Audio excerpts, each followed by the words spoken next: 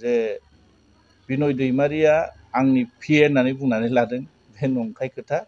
बिथाङा गाव हयथ' साननो हागौ आंनि पिए होननानै, किन्तु बिथाङा आंनि पिए नङा। आं बिदि रावखौबो बिनय दैमारि मुंनि पिए लायाखै। बे मिसा खोथा, नंखाय खोथा बुंनानै फोसावनानै बिथाङा गावखौनो मोनसे दिनै इउपिपिएलआव थांनानै गावखौ मोनसे नाम मोनसे खामायनो थांदों। नंखायनो आं बुंनो नागिरदों जे बे मिसा। खुलुमबाय रायजोफोर, नोंथांमोननि सिगाङाव दिनै गोदान मोनसे भिडिअ लानानै फैलायबाय। थ' लोगोफोर, बोथोरा जोबोद गाज्रि, अखा हाहां जानानै दङलायो। दाख्लै साननैसो एसे सान्दुं होबाय आरो नै दा बोथोरा हाहां जानानै होलायबाय आरो। थ' जोंहा गामियाव सासे फंबायनि हाबा दङमोन, बिराद उसुबिदा जानोसै। हाबाया गाबोन जागोन आरो दिनै, अब्लाबोथ' दिनैनिफ्रायनो बिराद खामानि दामानिफोर थायो नालाय, बे अखाफ्रा हानानै होयोबा जोबोद गाज्रि जानोसैलाय आरो। दा इसोरा मा खालामो बे इसोरनि सायाव जाबाय। थ' बाथ्राया बे नङा, जोंहा मानगोनां MCLA प्रेस मुसाहारि सार बिथांनिसो माखासे बिबुंथिखौ आं नोंथांमोननि सिगाङावहाय लानानै फैनो नागिरदों। नोंथांमोनहा भिडिअखौ नायलांबाय थायोबा मिथिनो मोनगोन मानगोनां MCLA प्रेस मुसाहारि सारा मा बुंदों बेखौ नोंथांमोनहा फारियै नायलांबाय था।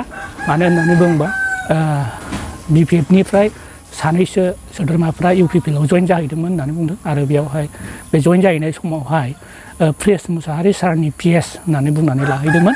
दा बिनिनो माखासे फिनजाथायखौ बिथां सारा होदों। नोंथांमोना भिडिअखौ नायलांबाय थाबानो जाबाय।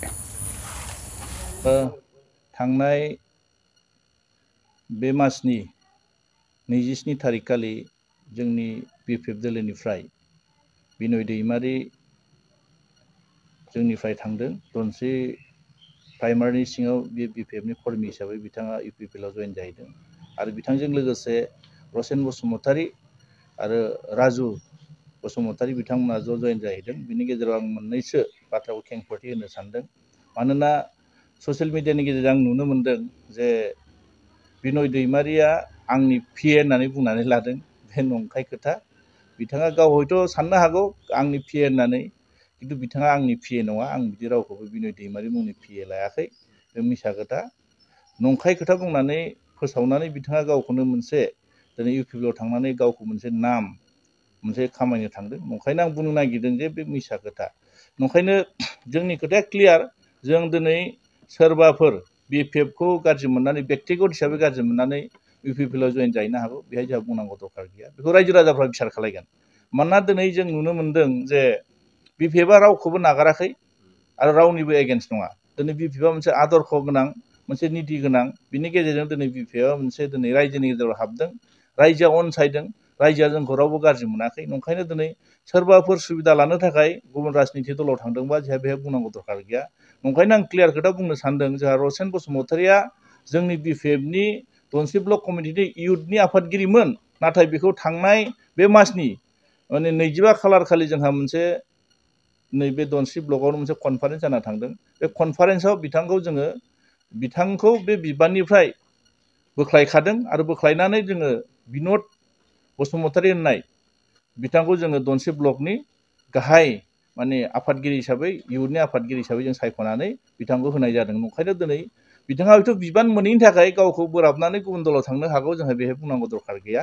नंखायनो आं बेखौ क्लियार बुंनो नागिरदों जे दिनै गुबुनफ्रा मा सानदों मा सानाखै जोंहा बुंनांगौ दरखार गैया। जोंहा BPF मोनसे राजनिति दल हिसाबै रायजो राजाफ्रा जथेस्थ' जोंनि सायाव बिसास आरो फोथायनाय दं। नंखायनो दिनै BPFखौ रायजो राजाफ्रा गोबां धरनाव अनसायनानै दिनैसिमबो रायजो राजाफ्रा जोंनो धनस्रि ब्लकनि सिङाव धनस्रि समस्ति हिसाबै रायजो राजाफ्रा दिनैसिमबो बिसासाव दं आरो बिसास लानानै दिनै भटखौ होबोगासिनो दं आरो जों मोनफ्रोमबो इलेक्सनाव जों जेनबोफेराखै आरो।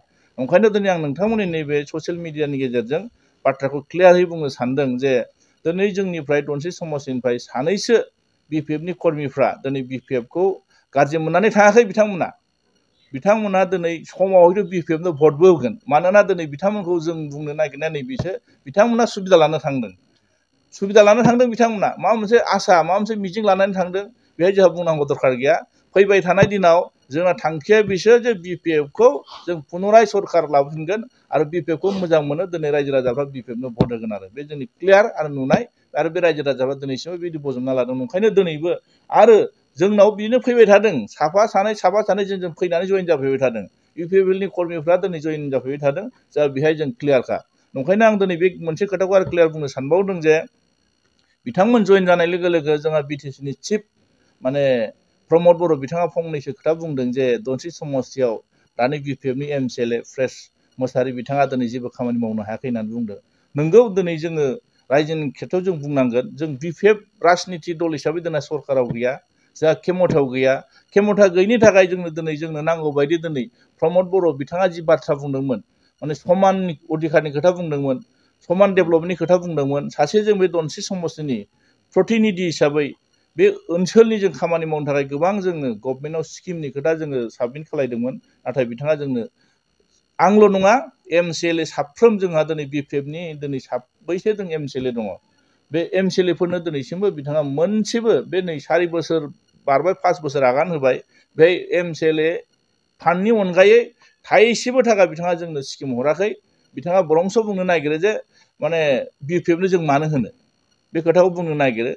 बिथाङा रिभेन्स लानाय बायदि बाथ्रा बुंनो नागिरो। थांनाय 17 बोसोराव गुबुन गुबुन मोनसे राजनिति दलनिफ्राय अपोजिसन जानानै देरहाना थांनाय बिथांमोनाव सोंबानो जाबाय, बिथाङा गियान लाथों, सोलोंथों, बिथाङा स्किम मोनदों ना मोनाखै, हाग्रामा महिलारि बिथांनिफ्राय दिनै स्किम लानाय बिथाङा गावनि डेभेलपमेन्ट खामानि मावदों ना मावाखै सोंबानो जाबाय। दिनै जों नुनो मोन्दों बिथाङा गावनो बुंनो नागिरदों जेबो मावनो हायाखै। बोरै मावनो हानो? बिथाङा दिनै जोंनो मा स्किम होदों, रायजो राजा उन्नयननि थाखाय मा मावदों, धनस्रि ब्लक समस्तिनि सिङाव बिथाङा नायफैबानो जाबाय। बिथाङा बिथांनि सरकारनि दिनाव मोनबेसे खामानि मावदों, मा खामानि मावदों, मा खामानि मावाखै दिनै जों बुंनो नागिरदों। जों धनस्रि समस्तियाव बेसेबां डेभेलप जादों बिथाङा नायफैबानो जाबाय। दिनै जों सरकार गैयाब्लाबो जों बबेनिफ्राय स्किम लाबोना मावदों। जोंहा दिनै माजबाद समस्तिनि एमएलए सरन बर' बिथांनि दैदेननायाव स्टेट गभर्नमेन्टनिफ्राय जों लाबोना गोबां धरननि स्किम मावनो हादों, नायफैबानो जाबाय। बिथाङा दिनै खुगाजों गिदिर गिदिर खोथा बुंबा जानाय नङा। मानोना दिनै बिथाङा जि बाथ्रा बुंदोंमोन फेइलर, जेबो मावनो हायाखै। 17 बोसोर खोथा बुङै बुङै बिथाङा गावनि रायखौ एरायबाय थानो नागिरदों। जों नुनो मोन्दों बिथाङा मा बाथ्रा होदोंमोन, रायजो राजानो मा खोथा होदोंमोन, दिनै मोनबेसे मावफुंनो हादों बिथाङा? सुइजारलेण्ड खालायनो नागिरदों, बहा मावनो हादों बिथाङा? नंखायनो दिनै राजनितिनि नामाव बिथाङा राजनिति खालायगासिनो दं।